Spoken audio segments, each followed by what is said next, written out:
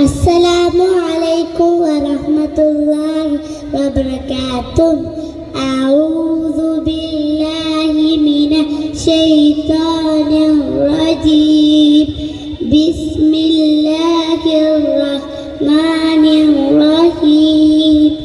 سأل سائل بعذاب واقع للكافرين ليس له دافع من الله ذي المعارج. تعرج الملائكة والروح إليه في يوم كان مقداره 50,000 سنة فاصبر صبرا جميلا.